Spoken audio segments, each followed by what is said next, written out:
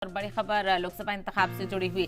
तो लोकसभा इंतखाब को लेकर कांग्रेस की दूसरी लिस्ट जारी हो गई है। दूसरी लिस्ट में 43 उम्मीदवारों के नाम शामिल हैं। उत्तराखंड से 3 उम्मीदवारों का ऐलान किया गया है, तो वहीं प्रदीप टमटा को अल्मोड़ा से टिकट दिया गया है, तो वहीं पौड़ी से गणेश गोदियाल को टिकट दिया गया है, तो वहीं टिहरी गढ़वाल से जोत सिंह गुनसोला को उम्मीदवार बनाया गया है। तो कांग्रेस ने अपनी 43 उम्मीदवारों की दूसरी लिस्ट यहां पर जारी कर दी और इससे पहले 39 उम्मीदवारों की लिस्ट कांग्रेस ने जारी की थी और लगातार मंथन के बाद मीटिंगों का दौर देखने को मिल रहा है और सिलसिलेवार तरीके से अलग अलग सीटों पर उम्मीदवारों के नामों का ऐलान किया जा रहा है। तो वहीं दूसरी लिस्ट में कहा जा रहा है कि कई बड़े लीडरान के नाम शामिल नहीं रहे, जिनकी उम्मीद लगाई जा रही थी कि दूसरी लिस्ट में इन नामों का ऐलान किया जाएगा।